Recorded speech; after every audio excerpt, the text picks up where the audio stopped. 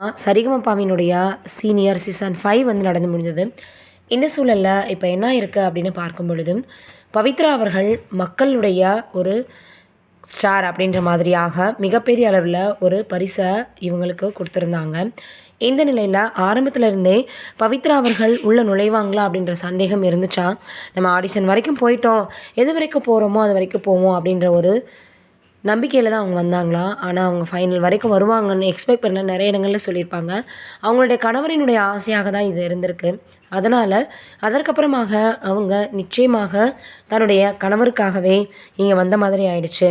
அவருடைய ஆசை உங்கள மேடை ஏத்தி பார்க்கணுன்றதான். "நான் வரேன்" அப்படின்னு சொல்லிட்டு போனவர் வீடு திரும்பலன்னு பல இடங்கள்ல சொல்லி அவங்க கதறியிருக்காங்க.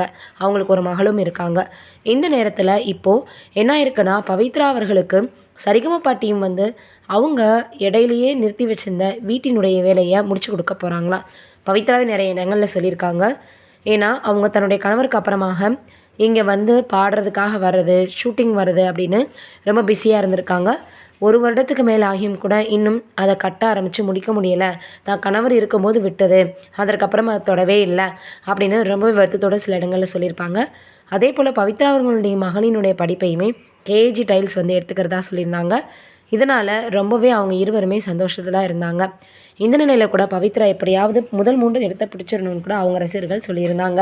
பவித்ரா அவர்கள் இங்க பாடி முடிச்சுட்டு டிக்கெட் ஃபினாலே முடிச்சுட்டு போகும்போது கூட அவங்களுடைய ஊர்ல பயங்கர வரவேற்பு குடுத்திருந்தாங்க.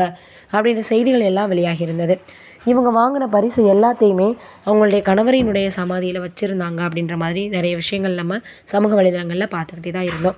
இப்ப பவித்ரா அவர்களுக்கு அவங்க கட்ட முடியாம விட்டிருந்த வீட இப்ப வந்து அவங்க கட்டித்தர போறாங்க சரிகமபா டீம்னு வெளியாகியிருக்கு செய்தி.